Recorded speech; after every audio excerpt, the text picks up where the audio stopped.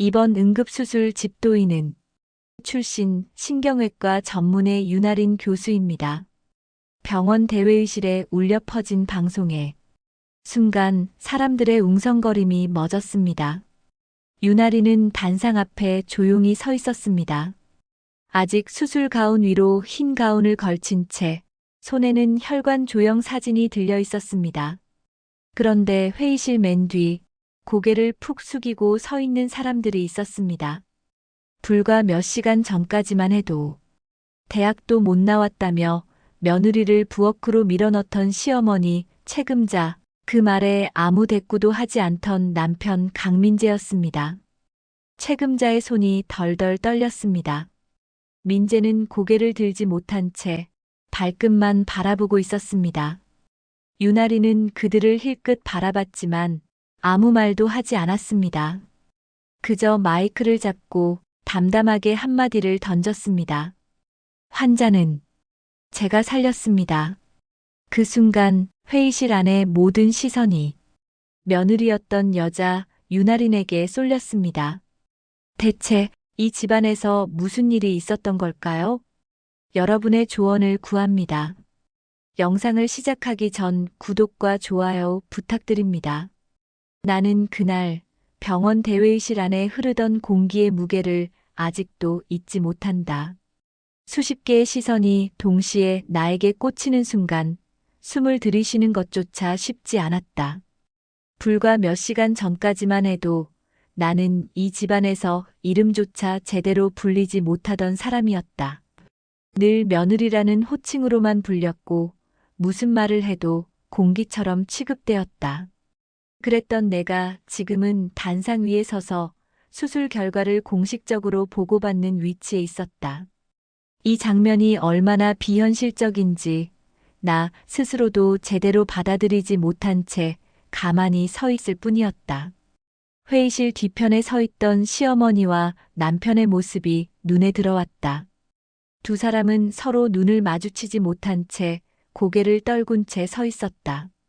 몇 시간 전까지만 해도 그들은 나를 부엌으로 밀어넣고 쓸모있는 존재와 쓸모없는 존재를 나누듯 말하던 사람들이었다.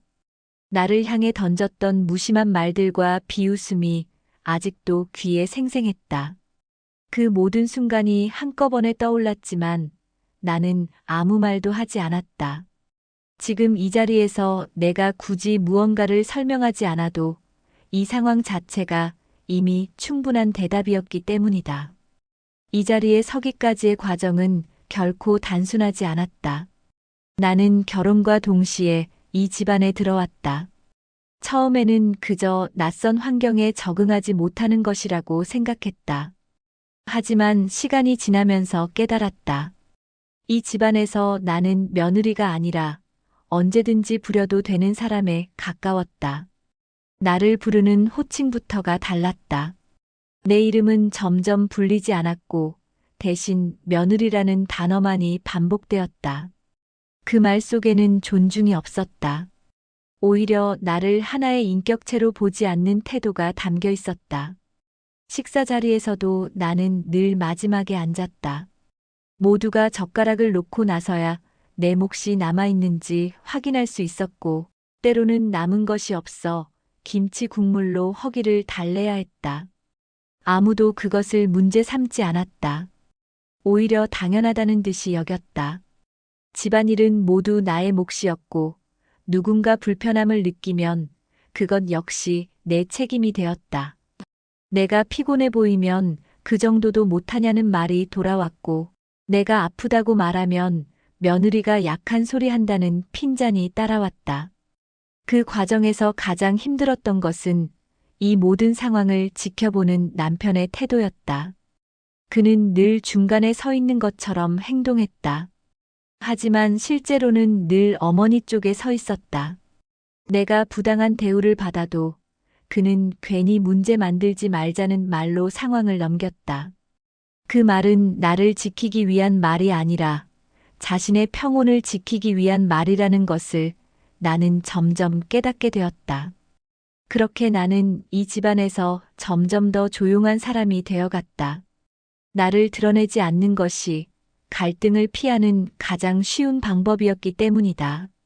하지만 사람은 계속해서 눌려 있으면 언젠가는 부서지게 마련이다.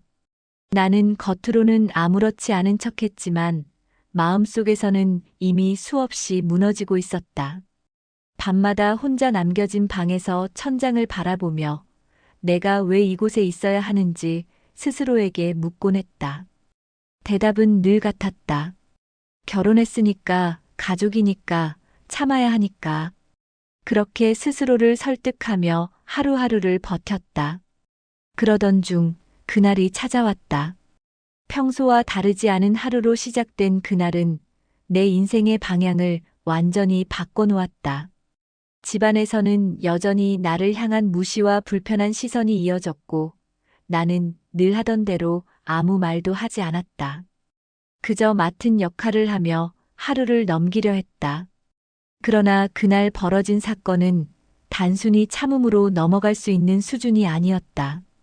누군가의 생명이 위태로운 순간이었고 그 순간에 드러난 이 집안의 모습은 내가 알던 것보다 훨씬 더 냉정하고 이기적이었다. 그 상황 속에서 나는 선택해야 했다. 지금까지처럼 침묵하며 뒤로 물러설 것인지 아니면 내가 누구인지 다시 드러낼 것인지. 그 선택은 쉽지 않았다.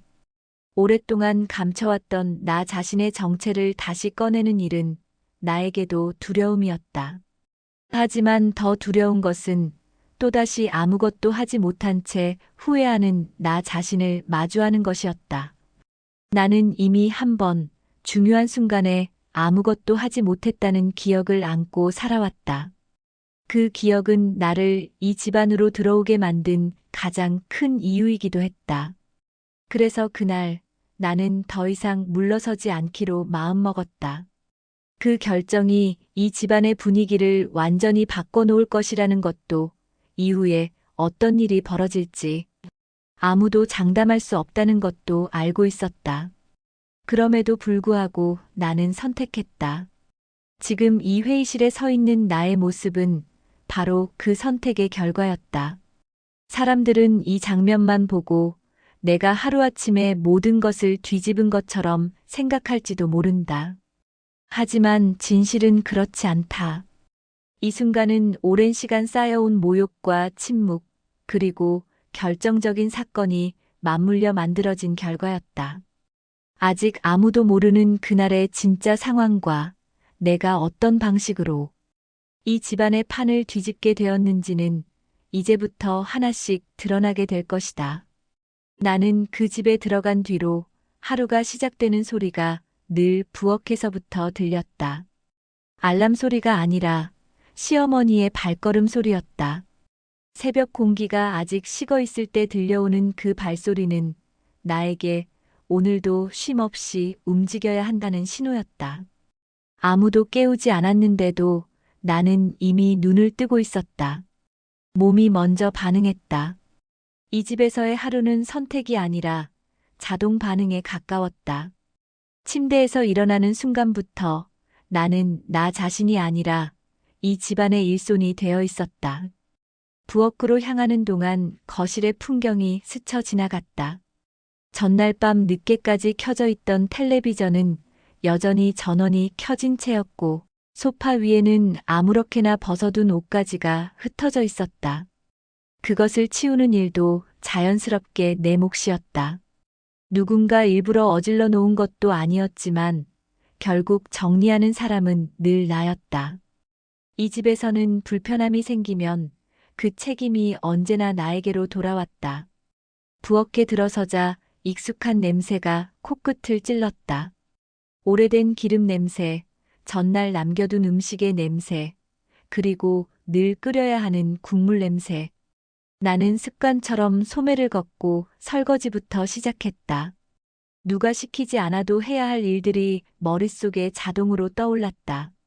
밥솥에 쌀을 씻고 반찬을 데우고 국을 다시 끓이고 식탁을 차리고 이 모든 과정은 한 번도 나의 선택이었던 적이 없었다. 집안이 하나둘 깨어나기 시작하면 부엌은 나의 공간이 아니라 모두의 요구가 쏟아지는 장소가 되었다. 시어머니의 목소리는 늘 먼저 들려왔다. 말투는 부드러운 척했지만 그 안에는 늘 명령이 섞여 있었다. 무엇을 더 해야 하는지, 무엇이 마음에 들지 않는지에 대한 평가는 언제나 나를 향해 있었다. 나는 그 평가를 하나하나 받아들이며 고개를 끄덕였다. 반박은 생각조차 하지 않았다. 반박하는 순간 이 집안의 분위기가 나에게 불리하게 돌아갈 것을 이미 여러 번 경험했기 때문이다. 남편은 그 모든 장면을 늘 지켜보고 있었다. 그러나 그는 상황을 중재하지도 나를 편들지도 않았다. 오히려 갈등이 생길 것 같은 순간이면 시선을 피하거나 자리를 뜨곤 했다. 나는 그 모습에서 이 집안의 질서를 읽었다. 이 집안에서 갈등을 만드는 사람은 문제를 일으키는 사람이었고, 침묵하는 사람은 현명한 사람이었다. 그렇게 나는 점점 더 조용해졌다. 말을 하지 않는 것이 곧 살아남는 방법이라는 것을 이 집에서 배웠다. 시간이 흐르면서 나는 나 자신을 점점 잊어갔다. 원래 나는 어떤 사람이었는지, 무엇을 좋아했고, 무엇을 잘했는지를 떠올리는 일조차 점점 어려워졌다. 이 집안에서의 나는 늘 누군가의 기준에 맞춰 움직이는 사람일 뿐이었다.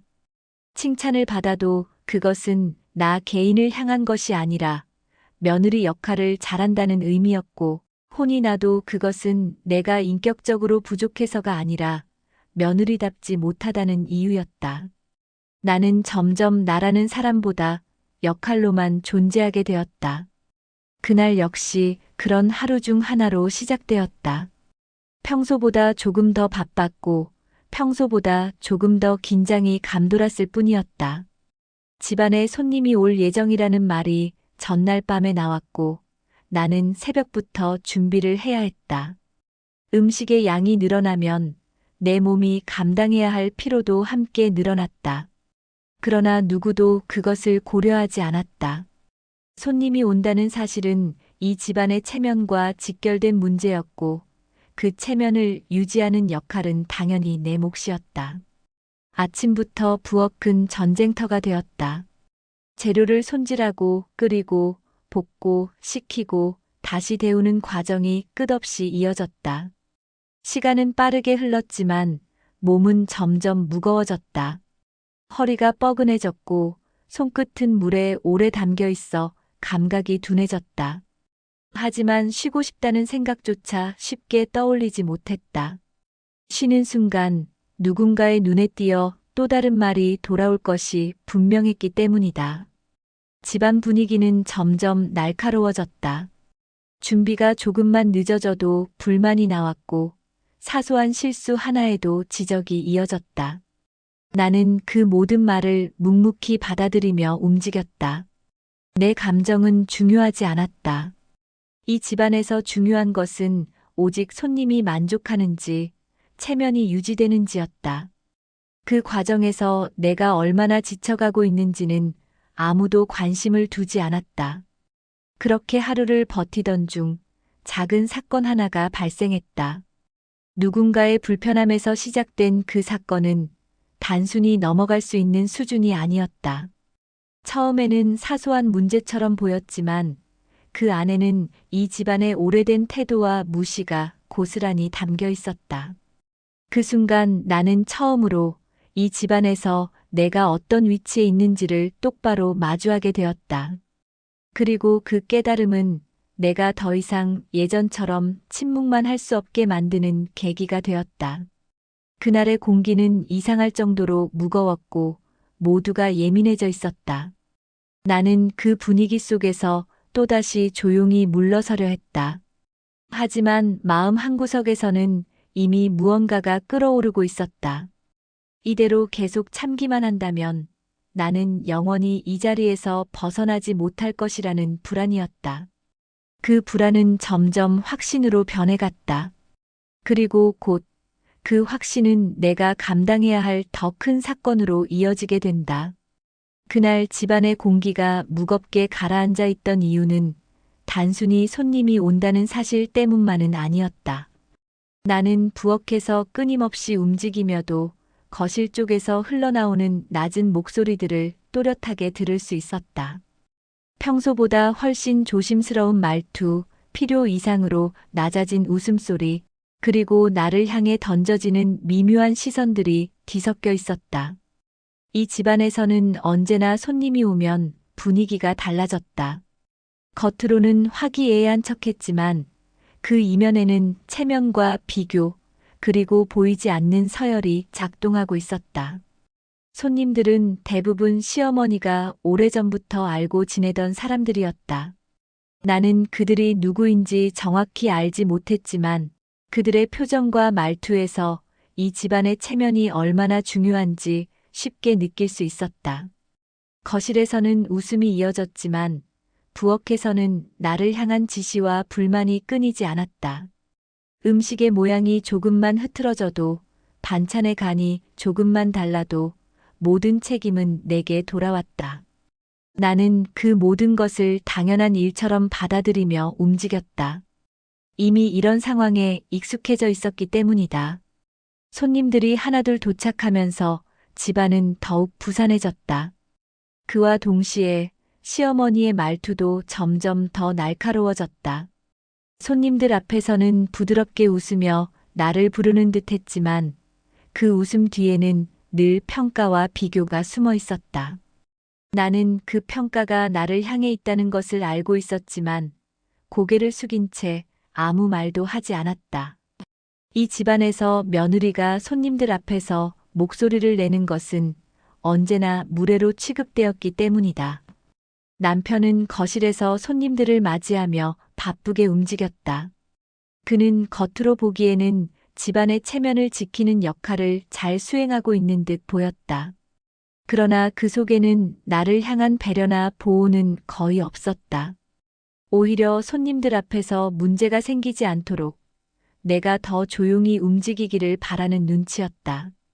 그 눈치를 읽는 것은 이미 오래전부터 내게 익숙한 일이었다. 부엌과 거실을 오가며 나는 점점 숨이 막히는 느낌을 받았다. 손님들의 시선이 나를 스쳐 지나갈 때마다 그 안에 담긴 평가가 느껴졌다. 그 평가에는 호기심과 동정, 그리고 은근한 우월감이 섞여 있었다. 누군가는 나를 보고 고개를 끄덕였고 누군가는 아무렇지 않게 지나쳤다. 하지만 그 모든 시선은 나를 하나의 인격체로 보는 시선이라기보다는 이 집안의 일부로서 구경하는 시선에 가까웠다. 그날의 분위기는 유난히 날카로웠다. 작은 말 한마디에도 신경이 곤두섰고 누군가의 표정 하나에도 긴장감이 감돌았다. 나는 그 긴장감 속에서 실수를 하지 않으려 애썼다. 평소보다 더 조심스럽게 움직였고 더 빠르게 반응하려 노력했다. 그러나 아무리 조심해도 누군가의 기준에 완벽하게 맞추는 일은 불가능했다. 결국 작은 실수 하나가 문제의 시작이 되었다. 사소한 준비 과정에서의 어긋남이었다. 내가 보기에는 별것 아닌 일이었지만 그 일은 곧바로 지적의 대상이 되었다. 지적은 처음에는 낮은 목소리로 시작되었지만 점점 주변 사람들도 들을 수 있을 만큼 커졌다. 나는 그 상황에서 고개를 숙인 채 움직임을 멈추지 않았다. 변명하거나 설명하는 것은 이 집안에서는 오히려 상황을 더 악화시키는 행동이었다. 그날의 지적은 평소보다 더 집요하게 이어졌다. 마치 그동안 쌓여있던 불만이 한꺼번에 쏟아져 나오는 듯 했다. 나는 그 말들을 하나하나 마음속에 쌓아두었다. 겉으로는 아무렇지 않은 척했지만 내 안에서는 무언가가 서서히 균열을 일으키고 있었다. 그 균열은 단순한 서운함이 아니라 이 집안에서의 나의 위치에 대한 근본적인 의문으로 이어졌다. 손님들 앞에서조차 나를 배려하지 않는 태도를 보며 나는 처음으로 분명하게 느꼈다. 이 집안에서 나는 보호받는 가족이 아니라 체면을 유지하기 위한 도구에 불과하다는 사실을. 그 깨달음은 나를 더 깊이 가라앉게 만들었다. 동시에 마음 한켠에서는 이대로는 안 된다는 생각이 고개를 들기 시작했다. 그날 이후 집안의 공기는 눈에 띄게 달라졌다. 겉으로는 아무 일도 없었던 것처럼 흘러갔지만 나와 이 집안 사이에는 보이지 않는 선이 하나 더 그어졌다. 나는 여전히 조용히 움직였고 여전히 아무 말도 하지 않았다. 그러나 마음속에서는 이미 이전과는 다른 감정이 자라나고 있었다. 그것은 단순한 체념이 아니라 언젠가 이 상황을 바꿔야 한다는 막연한 결심에 가까웠다. 그 결심이 실제로 어떤 방향으로 나를 끌고 갈지 그때의 나는 알지 못했다. 다만 분명한 것은 그날의 작은 사건이 이후에 벌어질 더 큰 사건의 시작이 되었다는 사실이었다. 그리고 그 더 큰 사건은 이 집안의 민낯을 완전히 드러내는 계기가 될 것이었다. 그날 이후로 집안의 분위기는 겉으로는 평소와 다르지 않은 듯 보였지만 내게는 분명히 달라져 있었다. 말로 설명하기는 어려웠지만 공기 자체가 무거워졌다는 느낌이었다. 누구도 직접적으로 나를 향해 더 큰 말을 하지는 않았지만 오히려 그 침묵이 더 큰 압박처럼 느껴졌다. 무언의 평가와 시선이 나를 따라다녔고 그 시선은 나를 더 움츠러들게 만들었다. 나는 여전히 아무 말도 하지 않은 채 집안일을 이어갔지만 마음속에서는 계속해서 무언가가 쌓이고 있었다. 아침부터 저녁까지 반복되는 일상 속에서 나는 점점 내가 이 집안의 일부인지 아니면 그저 필요할 때 쓰이는 존재인지 헷갈리기 시작했다. 가족이라는 말이 이 집안에서 어떤 의미를 가지는지 나는 더 이상 확신할 수 없었다. 웃음이 오가는 자리에서도 나는 늘 한 발짝 뒤에 서 있었고 대화에 끼어들 틈조차 없었다. 그 모습이 익숙해질수록 나 자신이 점점 더 희미해지는 것 같았다. 그날은 유난히 집안 사람들이 일찍부터 분주하게 움직이던 날이었다. 특별한 일정이 있다는 이야기를 전날 들었지만 자세한 내용은 나에게까지 공유되지 않았다. 나는 그저 평소처럼 준비해야 할 것들이 늘어났다는 사실만 알게 되었다. 아침부터 부엌은 다시 전쟁터가 되었고 나는 쉴 새 없이 움직이며 음식을 준비했다. 몸은 이미 지쳐 있었지만 멈출 수 없었다. 멈추는 순간 누군가의 불만이 바로 튀어나올 것이 뻔했기 때문이다. 집안의 분위기는 이상할 정도로 날카로웠다. 모두가 바쁘게 움직이면서도 작은 일에도 쉽게 예민해졌다. 나는 그 속에서 더 조심스럽게 움직였다. 실수 하나가 또다시 나를 향한 지적으로 이어질 것이 두려웠기 때문이다. 그렇게 하루를 버티던 중 갑작스럽게 들려온 소식이 집안의 공기를 단숨에 바꿔놓았다. 누군가의 상태가 좋지 않다는 이야기였다. 그 말이 나오자마자 집안은 순식간에 소란스러워졌다. 나는 그 상황이 얼마나 심각한지 정확히 알지 못한 채 그저 주변의 분위기에 휩쓸려 움직였다. 모두가 급하게 오가며 서로에게 지시를 내렸고 집안은 순식간에 혼란스러워졌다. 그 와중에도 나는 여전히 주변부에 머물러 있었다. 중요한 이야기는 나를 제외한 채 오갔고 나는 그저 주어진 일을 하며 상황을 지켜볼 뿐이었다. 점점 상황이 급박해지면서 집안 사람들의 얼굴에는 당황과 두려움이 동시에 드러나기 시작했다. 평소에는 강한 모습을 보이던 사람들도 예상치 못한 상황 앞에서는 쉽게 흔들렸다. 그 모습을 보며 나는 이상한 감정을 느꼈다. 이 집안에서 늘 나만 약한 존재인 것처럼 취급되었지만 사실은 모두가 불안과 두려움을 안고 살아가고 있다는 사실이 조금씩 보이기 시작했다. 그 혼란 속에서 나는 처음으로 이 집안의 중요한 순간에 서게 되었다. 그동안 나는 늘 뒷자리에 있었고 중요한 결정에서 배제된 사람이었다. 그러나 그날만큼은 상황이 달랐다. 누군가의 상태가 급격히 나빠졌다는 말과 함께 집안 사람들의 시선이 한순간에 그 사람에게로 쏠렸다. 그리고 그 순간 나 역시 그 자리에 함께 서 있었다. 그때 나는 직감적으로 느꼈다. 이 상황이 단순한 소동으로 끝나지 않을 것이라는 것을. 지금까지 쌓여온 모든 감정과 관계가 이 순간에 한꺼번에 터져 나올 것이라는 것을. 나 역시 이 상황에서 더 이상 예전처럼 물러설 수 없을 것이라는 사실을. 그동안 억눌러왔던 나 자신의 선택이 이제는 피할 수 없는 순간으로 다가오고 있었다. 집안은 점점 더 혼란스러워졌고 사람들의 목소리는 높아졌다. 서로에게 책임을 미루는 말들이 오갔고 누군가는 눈앞의 상황을 부정하려 했다. 나는 그 모습을 지켜보며 이 집안의 민낯을 다시 한번 실감했다. 위기 앞에서조차 서로를 탓하는 모습은 그동안 내가 느껴왔던 불편함이 단순한 기분 탓이 아니었음을 증명해주는 듯했다. 그날의 소동은 결국 나를 하이라이트 사건의 문턱까지 밀어넣었다. 아직 본격적인 사건은 시작되지 않았지만 모든 조건이 갖춰지고 있었다. 이 집안에서 숨겨져 있던 갈등과 무시, 그리고 나의 침묵이 한꺼번에 충돌할 준비를 마친 듯한 순간이었다.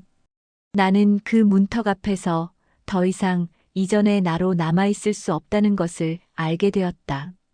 그날의 혼란은 더 이상 집안의 소동으로 끝날 수 있는 수준이 아니었다. 누군가의 상태가 급격히 나빠졌다는 말이 퍼지자 집안의 공기는 순식간에 얼어붙었다. 평소에는 사소한 일에도 목소리를 높이던 사람들조차 그 순간만큼은 말을 잃은 채 서로의 얼굴만 바라보고 있었다. 나는 그 장면을 조금 떨어진 곳에서 지켜보고 있었다. 늘 그랬듯 이 집안의 위기 속에서도 나는 중심이 아니라 주변부에 서 있었다. 사람들의 움직임은 갑자기 분주해졌다. 누군가는 전화를 걸고 누군가는 문 앞을 서성였고 누군가는 상황을 제대로 파악하지 못한 채 같은 말을 반복했다. 혼란 속에서 가장 크게 드러난 것은 모두가 무엇을 해야 할지 모르고 있다는 사실이었다. 그동안 이 집안에서 늘 주도권을 쥐고 있던 사람들조차 예기치 못한 위기 앞에서는 무력해 보였다. 나는 그 모습을 보며 이상하게도 마음 한켠이 차갑게 식어가는 것을 느꼈다. 상황이 점점 심각해지면서 집안 사람들의 목소리는 점점 더 날카로워졌다. 누군가는 왜 이런 일이 생겼는지 따졌고 누군가는 책임을 다른 사람에게 돌리려 했다. 그 과정에서 나를 향한 시선도 몇 번 스쳤다. 직접적으로 나를 탓하는 말은 나오지 않았지만 그 시선에는 분명히 너 때문은 아니냐는 기색이 담겨 있었다. 나는 그 시선을 피하지도 맞서지도 않았다. 그저 그 상황을 조용히 받아들이며 내 안에서 점점 커져가는 불안을 느끼고 있을 뿐이었다. 혼란 속에서 나는 점점 상황의 심각성을 체감하게 되었다. 처음에는 단순한 몸 상태의 이상처럼 들렸던 이야기가 점점 더 구체적인 증상으로 바뀌어 갔다. 사람들의 얼굴에는 당황이 넘어 공포에 가까운 감정이 비치기 시작했다. 그 공포는 집안 전체를 덮고 있었고 누구도 그 감정에서 자유롭지 못했다. 나는 그 모습을 바라보며 이 집안에서 늘 약한 존재로 취급되던 나 역시 이 위기 앞에서는 그들과 같은 인간일 뿐이라는 사실을 느꼈다. 그때 나는 본능적으로 이 상황이 단순히 집안 내부의 소동으로 끝나지 않을 것이라는 것을 알았다. 누군가의 생명과 직결된 문제로 이어질 가능성이 분명히 보였기 때문이다. 하지만 그 사실을 입 밖으로 꺼내는 순간 나는 이 집안에서 또 다른 문제를 만드는 사람이 될 것이 뻔했다. 그동안 수없이 경험해온 일이었다. 내가 나서서 무언가를 말하면 그 말의 내용보다도 며느리가 나섰다는 사실이 더 큰 문제가 되는 집안이었기 때문이다. 그럼에도 불구하고 그날의 상황은 나로 하여금 다시 한번 선택을 강요했다. 평소처럼 침묵하며 뒤로 물러설 것인지 아니면 지금 이 순간만큼은 나서야 할 것인지 그 선택의 기로에서 나는 오래전부터 눌러두었던 기억을 떠올렸다. 그 기억은 나를 이 집안으로 들어오게 만든 가장 큰 이유이자 동시에 내가 가장 외면하고 싶었던 기억이었다. 그 기억은 언제나 나를 괴롭혔고 내가 스스로를 낮추게 만든 원인이기도 했다. 그 기억이 떠오르는 순간 나는 더 이상 이전처럼 행동할 수 없다는 것을 깨달았다. 이 상황에서 또다시 아무것도 하지 않는다면 나는 평생 그 기억에서 벗어나지 못할 것이라는 확신이 들었다. 그 확신은 나를 서서히 앞으로 밀어내고 있었다. 집안 사람들의 혼란스러운 움직임 속에서 나는 조금씩 그 중심을 향해 발을 옮기고 있었다. 주변에서는 여전히 서로의 말을 끊고 책임을 미루는 소리가 이어지고 있었다. 누구 하나 상황을 정리하려 들지 않았고 모두가 각자의 방식으로 불안을 해소하려 애쓰고 있을 뿐이었다. 그 와중에도 나는 내 안에서 점점 더 분명해지는 결심을 느끼고 있었다. 이 집안에서 나의 위치가 어떻게 변하든 이 순간만큼은 더 이상 숨지 않겠다는 결심이었다. 아직 나는 아무 말도 하지 않았다. 하지만 그 침묵은 이전의 침묵과는 달랐다. 이전의 침묵이 포기와 체념에서 비롯된 것이었다면 지금의 침묵은 곧 터져나올 선택을 위한 준비에 가까웠다. 그날의 혼란은 나를 결국 하이라이트 사건의 한가운데로 끌어당기고 있었다. 그리고 그 사건은 이 집안의 관계를 완전히 뒤흔들게 될 것이 분명했다. 혼란이 극에 달했을 때 집안 사람들 사이에서는 더 이상 상황을 정리하려는 의지가 보이지 않았다. 모두가 각자의 방식으로 불안을 감추거나 책임을 피하려는 태도를 보이고 있을 뿐이었다. 나는 그 모습을 조금 떨어진 곳에서 지켜보고 있었다. 그동안 이 집안에서 겪어온 수많은 순간들이 머릿속을 스쳐 지나갔다. 언제나 결정적인 순간마다 나는 뒤로 물러섰고 그 선택은 늘 나를 더 깊은 침묵 속으로 밀어 넣었다. 하지만 그날만큼은 그 침묵이 오히려 더 큰 후회를 남길 것이라는 생각이 들었다. 상황은 점점 더 급박해지고 있었다. 사람들의 목소리는 높아졌고 집안의 공기는 무겁게 가라앉았다. 모두가 불안해하면서도 정작 무엇을 해야 하는지 몰라 제자리에서 맴돌고 있었다.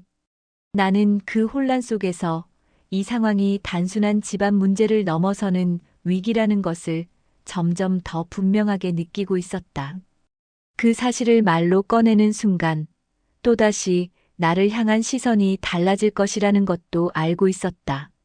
그럼에도 불구하고 나는 더 이상 이전처럼 아무 말도 하지 않은 채 서 있을 수 없었다. 이 집안에서 나의 말은 늘 가볍게 취급되었지만 지금 이 순간만큼은 그 무게를 스스로 증명해야 한다는 생각이 들었다.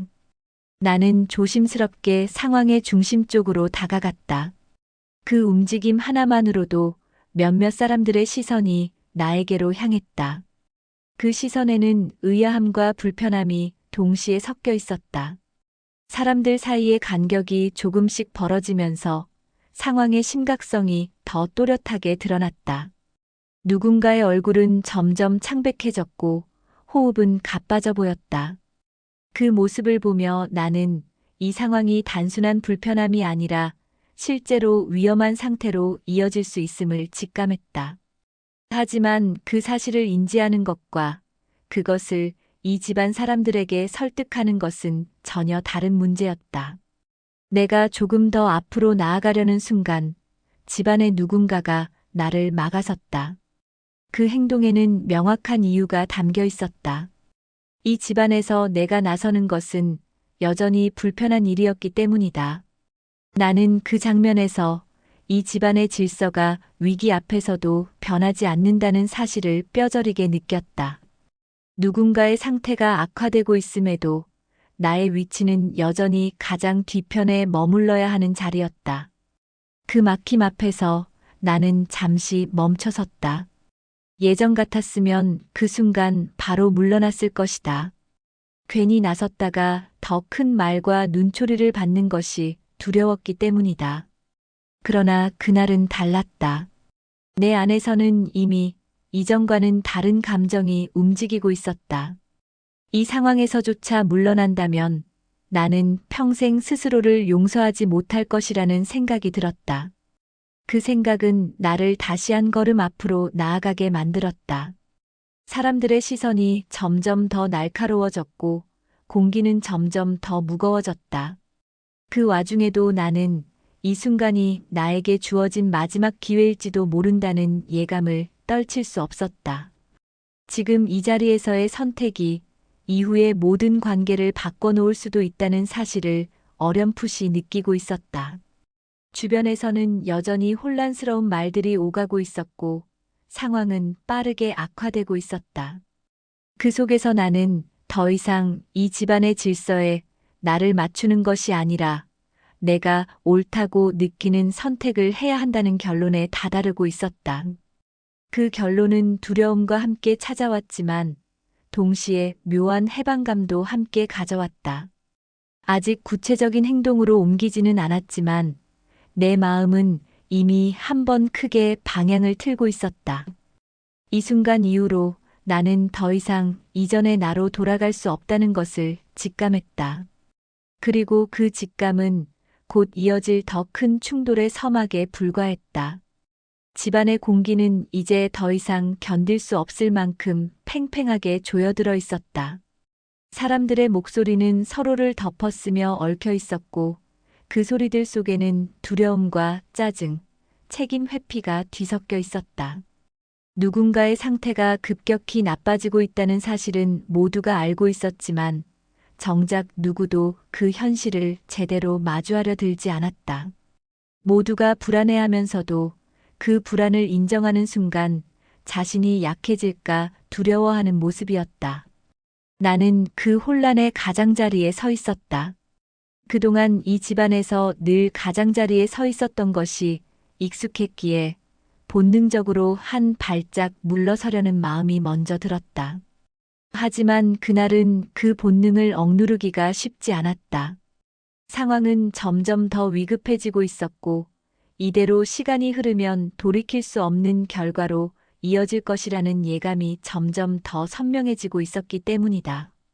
사람들 사이에서 흘러나오는 말들은 갈수록 공격적으로 변해갔다. 누군가는 누군가를 탓했고 누군가는 상황을 과장되게 받아들이며 소란을 키웠다. 그 와중에도 나는 계속해서 한 장면을 떠올리고 있었다. 오래전 내 인생에서 가장 중요한 순간에 아무것도 하지 못했던 기억이었다. 그 기억은 내가 이 집안에 들어온 이후로도 계속해서 나를 따라다녔다. 나는 그 기억 앞에서 늘 도망치듯 침묵을 선택해왔다. 그러나 지금 이 순간만큼은 그 기억이 나를 붙잡고 놓아주지 않았다. 이대로 또다시 침묵한다면 나는 평생 그날의 나와 다르지 않은 사람이 될 것이라는 생각이 들었다. 그 생각은 나를 서서히 그러나 분명하게 앞으로 밀어내고 있었다. 사람들 사이로 한 걸음, 다시 한 걸음 나아갈 때마다 나를 바라보는 시선이 늘어났다. 그 시선에는 의아함과 불편함이 동시에 담겨 있었다. 내가 조금 더 다가서자 주변의 공기가 눈에 띄게 바뀌는 것이 느껴졌다. 마치 내가 그 자리에 서 있는 것 자체가 이 집안의 질서를 어지럽히는 일처럼 여겨지는 듯했다. 그동안 나는 이 집안에서 늘 조용히 움직이는 사람으로 인식되어 왔다. 그런 내가 중심부로 다가가는 모습은 그들에게 익숙하지 않은 장면이었을 것이다. 그 순간 누군가의 표정이 급격히 변하는 것이 눈에 들어왔다. 공포와 당황이 뒤섞인 얼굴이었다. 그 얼굴을 보는 순간 나는 더 이상 이 상황을 외면할 수 없다는 것을 분명히 느꼈다. 이미 많은 시간이 흘렀고 상황은 빠르게 악화되고 있었다. 그럼에도 불구하고 집안 사람들은 여전히 서로를 바라보며 망설이고 있을 뿐이었다. 나는 그 장면을 보며 이 집안에서 그동안 중요하다고 여겨지던 것들이 무엇이었는지를 떠올렸다. 체면, 서열, 역할. 이 세 가지가 늘 사람들의 선택을 지배해왔다. 위기 상황에서도 그 기준은 쉽게 바뀌지 않았다.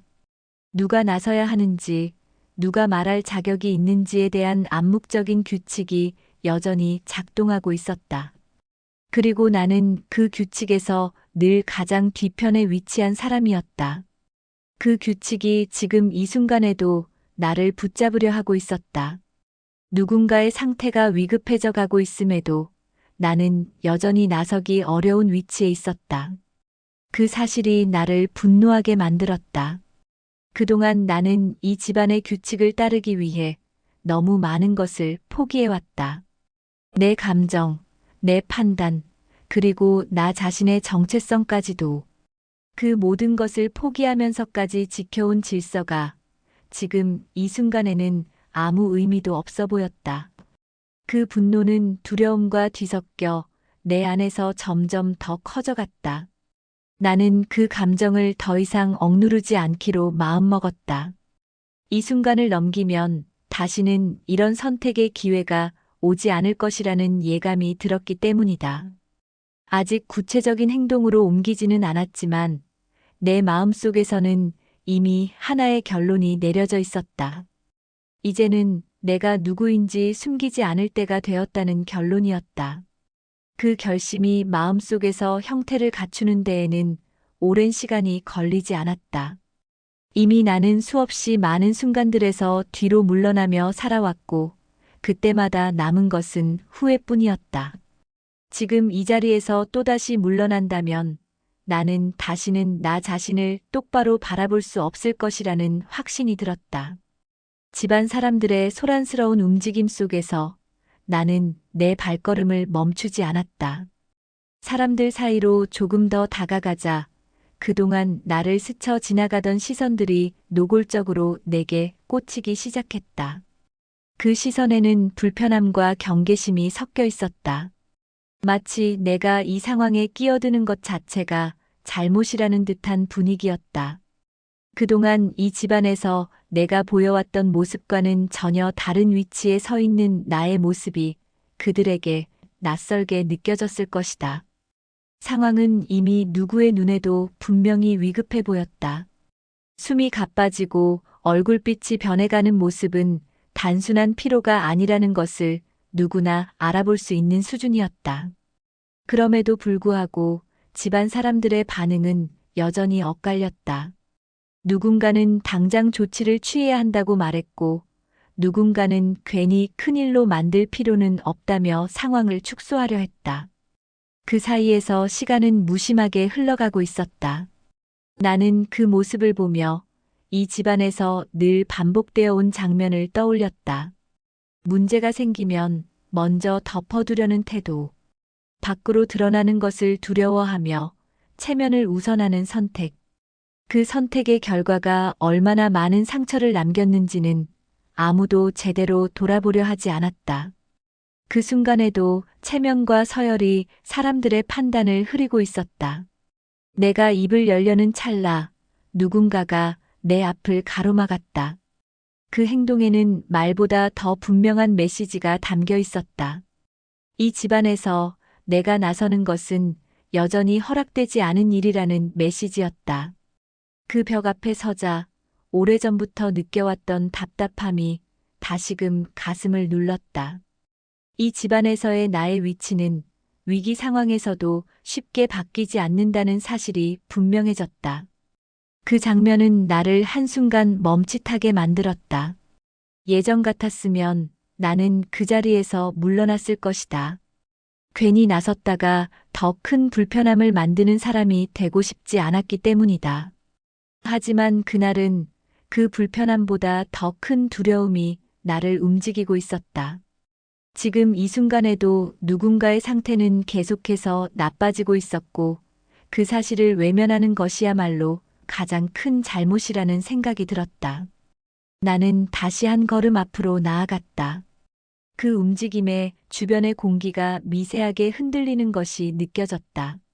몇몇 사람들의 얼굴에는 노골적인 불쾌함이 드러났고 누군가는 작게 한숨을 쉬었다. 그 반응들 속에서 나는 이 집안에서 내가 어떤 존재로 인식되어 왔는지를 다시 한번 실감했다. 여전히 나는 끼어들면 안 되는 사람이었다. 그럼에도 불구하고 내 발걸음은 멈추지 않았다. 내 안에서 끓어오르던 감정이 이제는 행동으로 옮겨질 준비를 마치고 있었기 때문이다.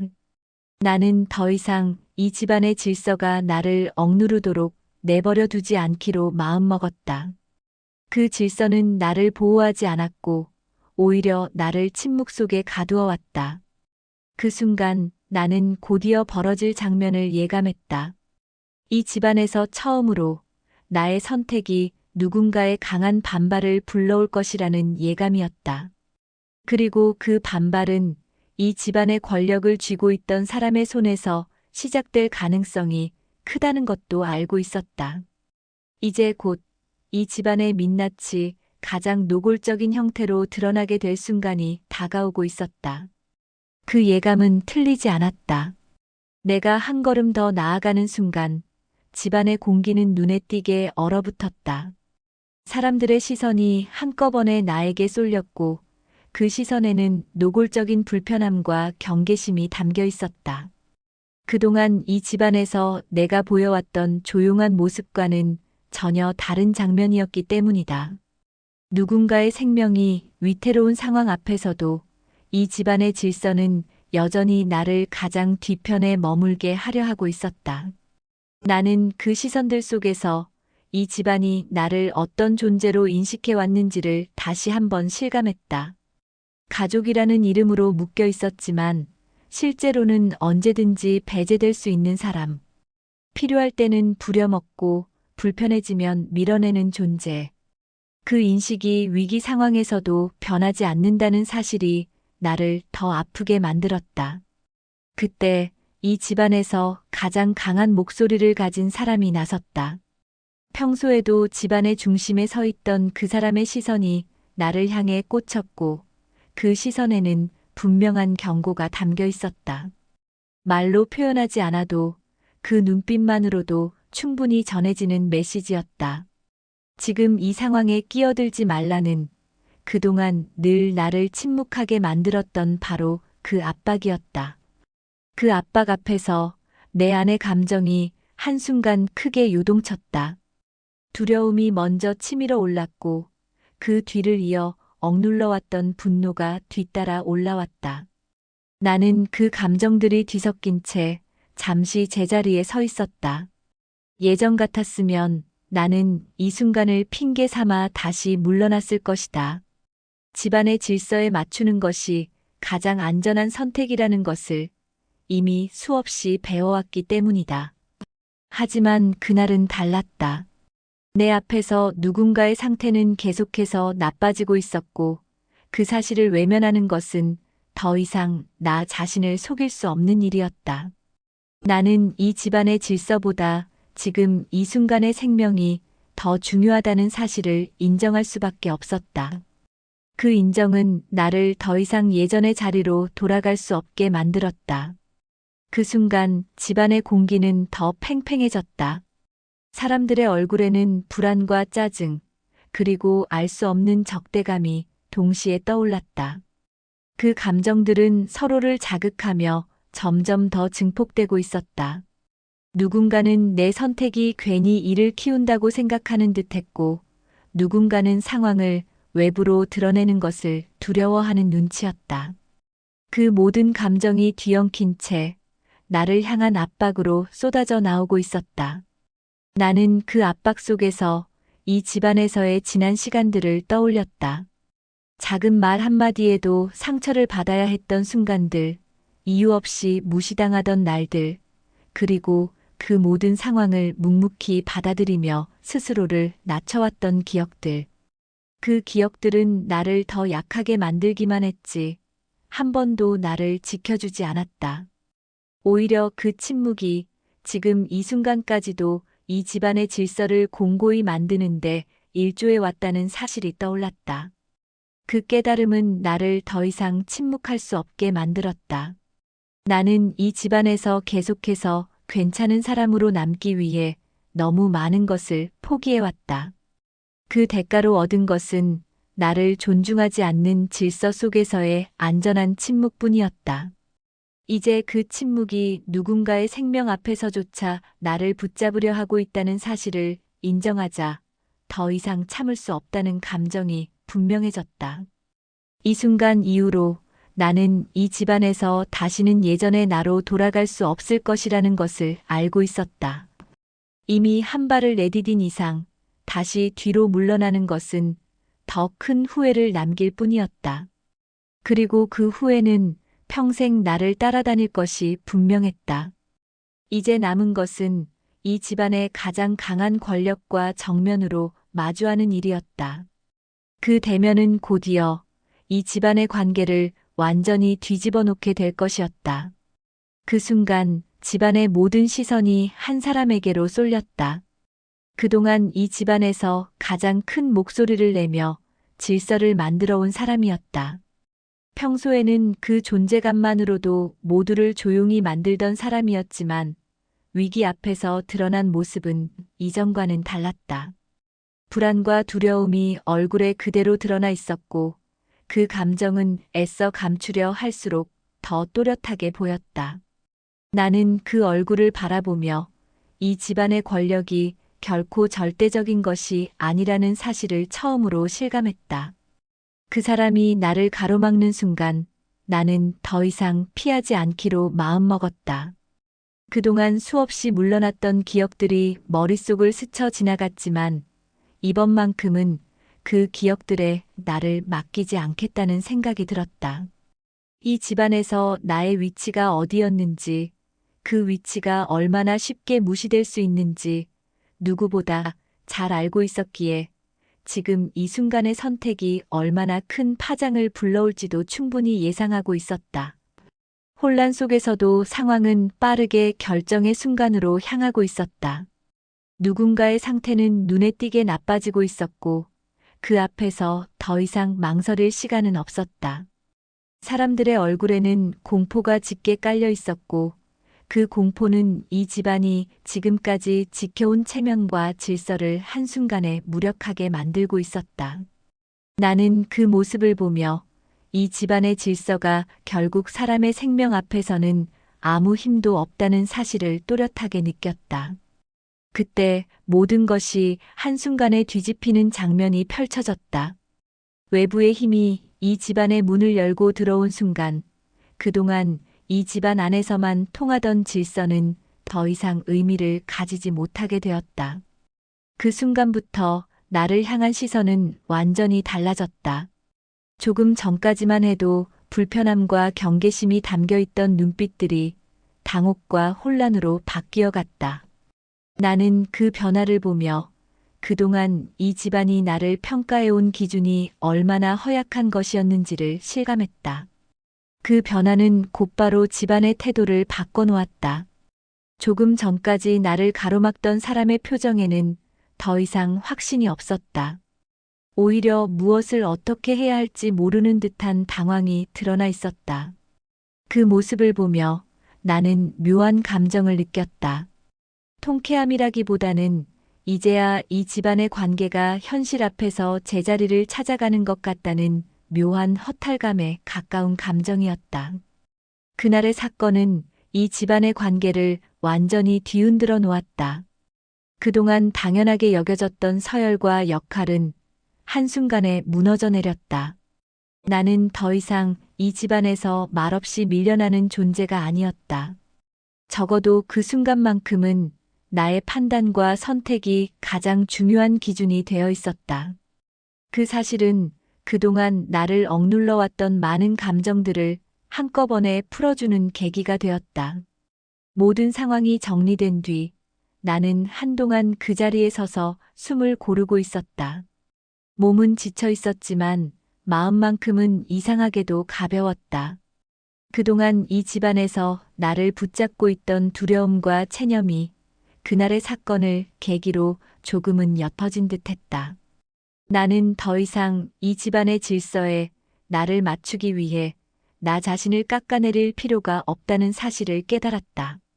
그날 이후로 이 집안에서 나를 대하는 태도는 분명히 달라졌다. 말투와 시선, 그리고 나를 대하는 거리감까지도 이전과는 확연히 달라져 있었다. 그 변화가 진심에서 비롯된 것인지 상황이 만들어낸 일시적인 반응인지는 중요하지 않았다. 중요한 것은 이제 내가 그 변화에 매달릴 필요가 없다는 사실이었다.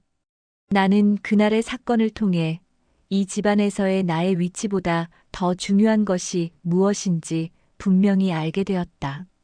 그것은 나 스스로를 지키는 일이었다.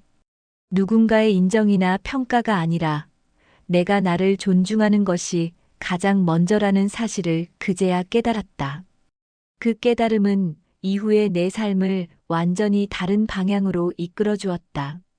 그날 이후로 나는 더 이상 이 집안의 질서에 나를 가두지 않았다. 누군가의 말에 흔들리기보다는 내 선택이 옳다고 믿는 방향으로 움직이기 시작했다. 그리고 그 선택은 비록 쉽지 않은 길이었지만 적어도 나 자신을 잃지 않는 길이었다. 이 모든 변화의 시작은 그날의 위기였다. 위기는 나를 무너뜨리기보다는 오히려 나를 다시 세우는 계기가 되었다. 오늘의 이야기는 여기까지입니다. 영상이 재미있으셨다면 구독과 좋아요 부탁드려요. 그리고 여러분의 솔직한 의견을 댓글로 남겨주세요. 다음에 또 새로운 이야기로 찾아뵙겠습니다. 감사합니다.